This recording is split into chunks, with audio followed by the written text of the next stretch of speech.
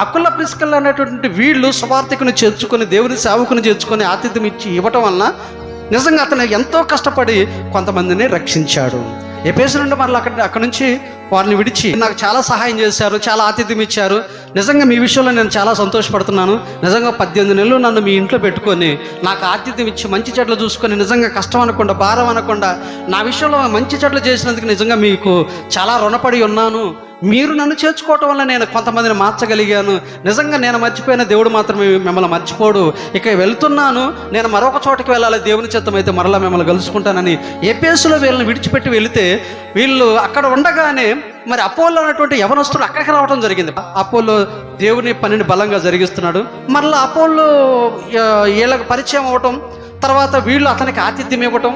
ఆ తర్వాత కొరింథీకి వెళుతున్నావా, కొరింథీకి వెళ్ళేటట్టయితే కొంతమంది మాకు పరిచయం, ఆ పరిచయమైనటువంటి పేర్లని నీకు రాసిస్తాం, వాళ్ళు నిన్ను బాగా చూసుకోవాలని కూడా మేము రిక్వెస్ట్ చేసి ఒక లెటర్ పంపిస్తామని అనగానే ఆ లెటర్ వాళ్ళు రాసి అపోలోకి ఇచ్చి కొరింథీకి పంపిస్తారండి. చూసారా అకుల ప్రిస్కిల్ల చేసినటువంటి నిజంగా గొప్ప పని, మంచి పని. ఆ ఆలోచన చూడండి, ఆ విధానం చూడండి, ఎంత బాగుందో చూడండి. అంటే సంఘము అనగా, కుటుంబం అనగా మొదటగా ఎలా ఉండాలి అని అంటే ఎలా ఉండాలండి? ఎలా ఉండాలి? ఆతిథ్యం ఇచ్చేవాళ్ళుగా ఉండాలి.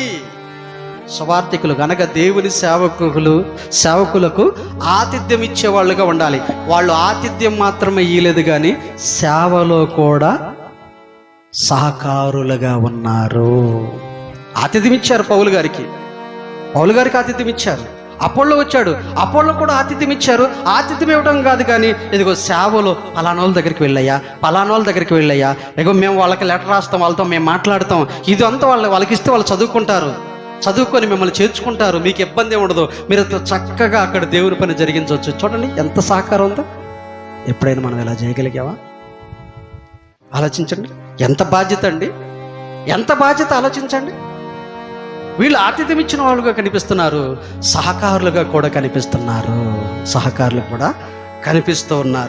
అంత గొప్ప సేవ చేశారండి వీళ్ళు. పౌలు గారి విషయంలో అంత గొప్ప సేవ చేశారు.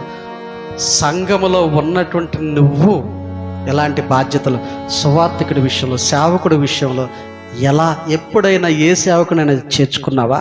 లేదంటే సహకారుగా దేవుని పనిని జరిగించడానికి సహకారులుగా మీరు ఉన్నారా? ఆతిథ్యం ఇచ్చేవాళ్ళగా ఉన్నారా? సేవకు సహకరించేవారుగా మీరు ఉంటున్నారా?